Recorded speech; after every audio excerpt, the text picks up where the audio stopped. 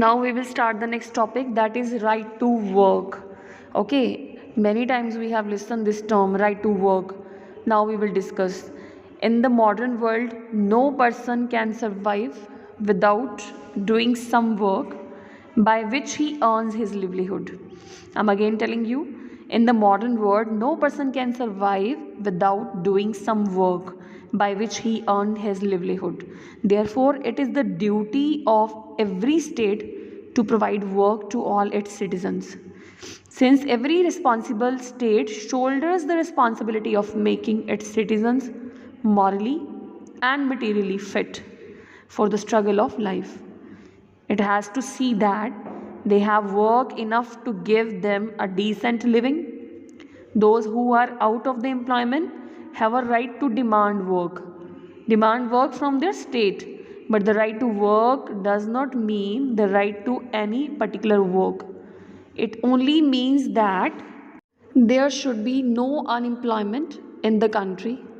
Right to work is not a fundamental right of the Indian citizens. Fine, but it's a very, very important right. Next right we will discuss, that is right to life. Fine, the right to life is one of the important rights of a citizen in a modern state. This means right to live life without fear, without injury, and without any external danger. Even the individual himself does not possess the right to take away his own life, like suicides and so on. In fact, it is a crime. Yes, it is a crime to attempt suicide also. Fine. So this was all about right to life. Like right to work, it's also not a fundamental right, but it is also has an importance.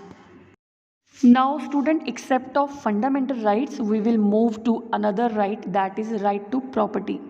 Right to property is another right of a citizen. Property provides citizen with incentive to work to achieve their desired goals.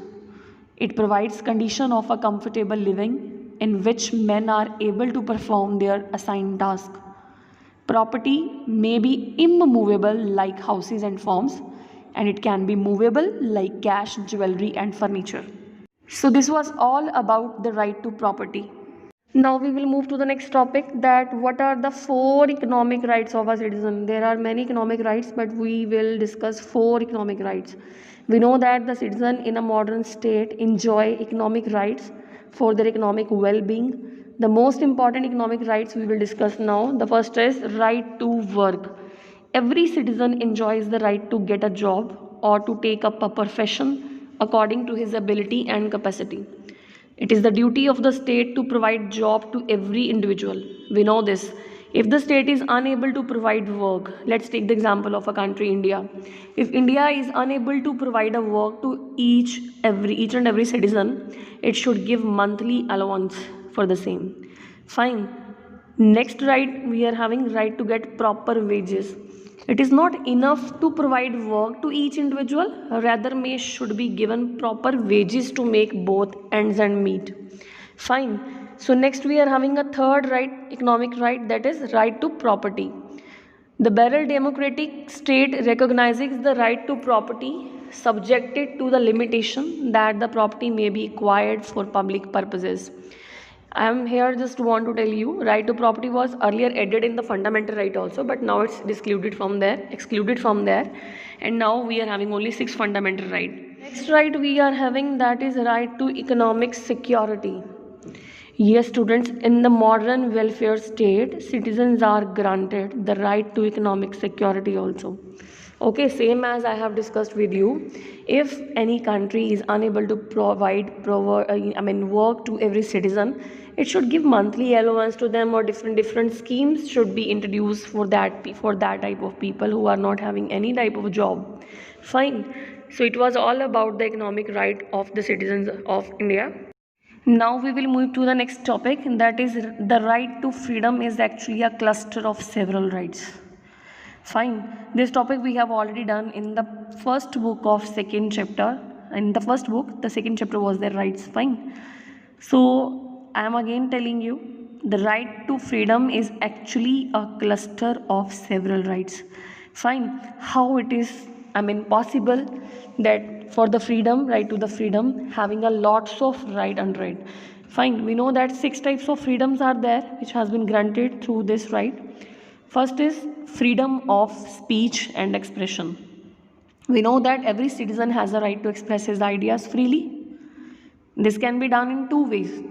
For example, by speaking and by writing.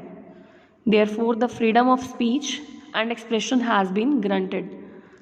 The next right we are having freedom to assemble peacefully. All the citizens of India have the right to assemble and express their ideas and to understand the views of others also. But they can assemble only peacefully and without arms. Fine. The next we are having freedom to form unions and associations. All the citizens of India have the right to form associations. For what? For safeguarding their rights or for recreations. Such a right is essential for the sake of securing justice and equal opportunities. Fine. The next we are having freedom to move freely within the territory of India. All the citizens of India have the freedom to move throughout the India. But like other types of freedom, restrictions can be imposed on this freedom also, as well as in the interest of public order or for safeguarding the right of any scheduled tribe. Okay, if the government will feel, government can impose a force for them or restriction on them. So next is freedom to live any part of India. All the citizens has a right to reside in any part of India, but like the freedom of movement, this freedom also may be limited for the sake of public order or for protecting the rights of a scheduled tribes. Fine. The last, next we are having freedom to practice any profession or occupation. We know that all the citizens has the freedom to choose their profession. They can also have the right to change their profession according to their will and circumstances.